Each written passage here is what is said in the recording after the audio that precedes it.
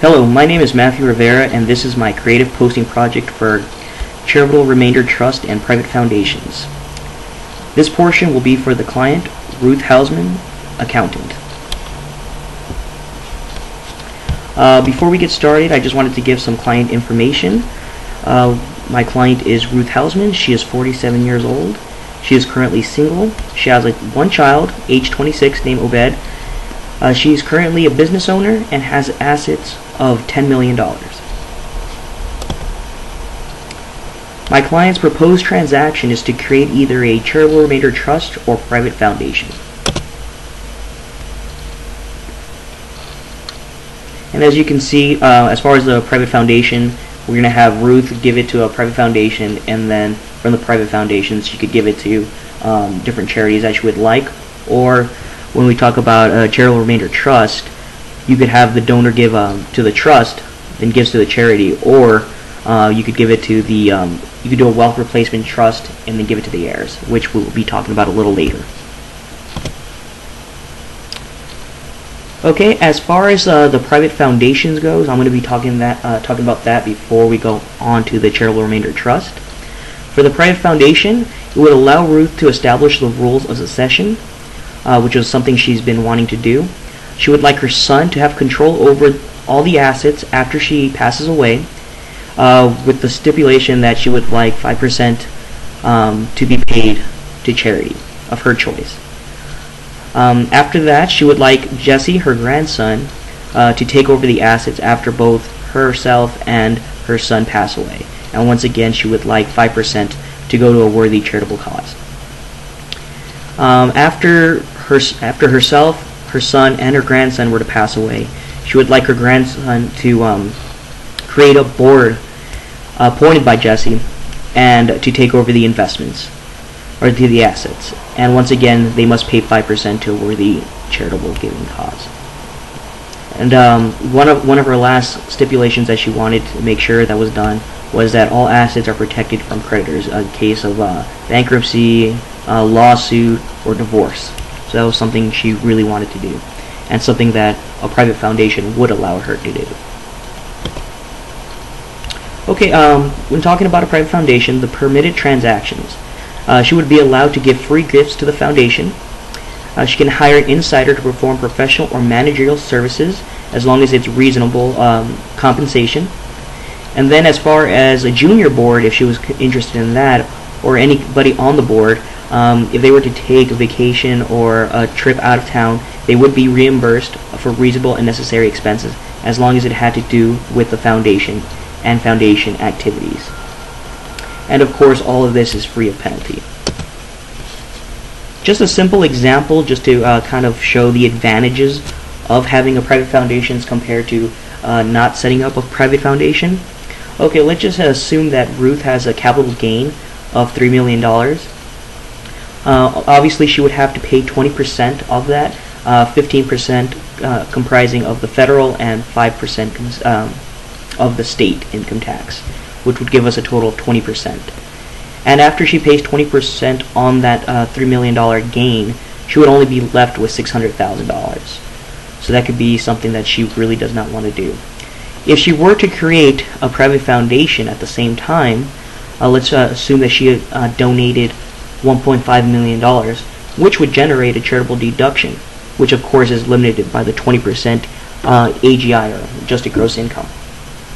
We're assuming her adjusted gross income is $3 million, or $10 million, excuse me, and then we have we'll add the $3 million capital gain from the previous example, which gives us a total of $13 million. Once again, they would pay the 20%, and after the 20%, they'd be left over of $2,600,000, which would be a tax deduction, and this would be able to offset capital gains taxes on stock sale.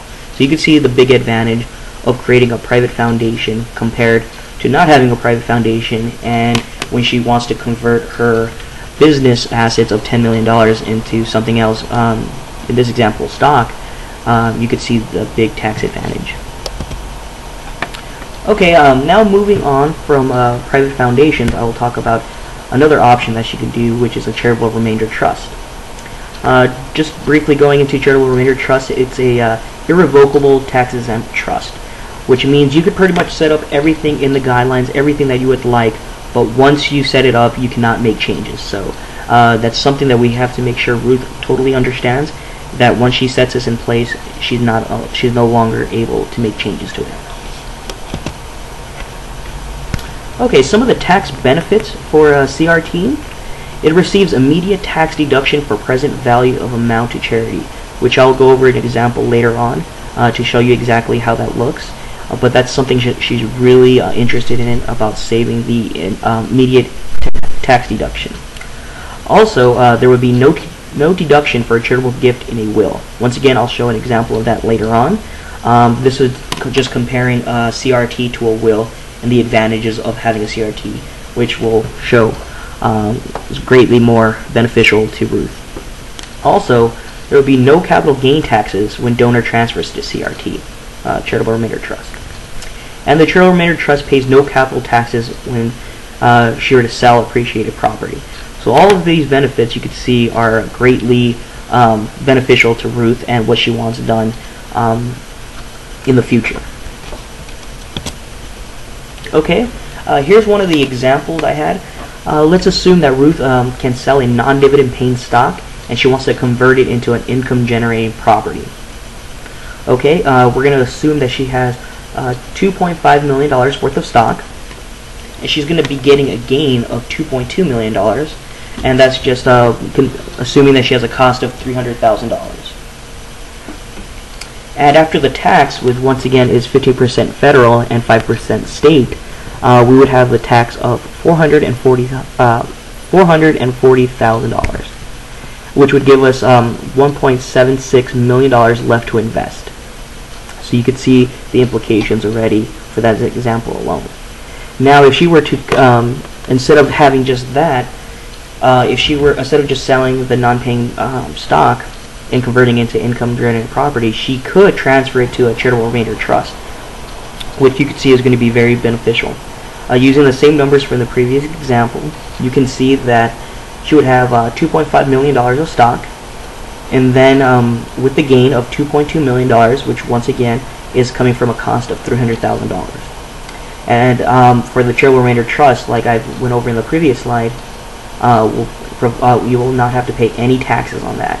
So she would have $2.5 million left to reinvest. So you could see the major tax implications on this if she were to create a charitable remainder trust, and you could see how beneficial it is to Ruth to have a charitable remainder trust. Okay, and here's another example of present value. This one's going to be a present value going to charity. We're going to assume that the amount going to charity after 30 years of Ruth's life, and we're going to consider the amount going to charity to be $100,000. Just a simple formula. You could either use for the formula, it's a present value. We're going to be calculating that, and we're going to have the future value, divide that over 1 plus the rate, and then square that to the number of years. So if you go down, you can see the simple example. We're going to have $100,000 of the amount going, which is going to be the future value, and then we're going to have a rate of 5%. And like I said, we're going to assume that it's going to be for 30 years. And once you do the calculations, it's going to be it comes out to $23,137, which is allowed as a charitable remainder trust because it is greater than the 10% limitations that requires you to.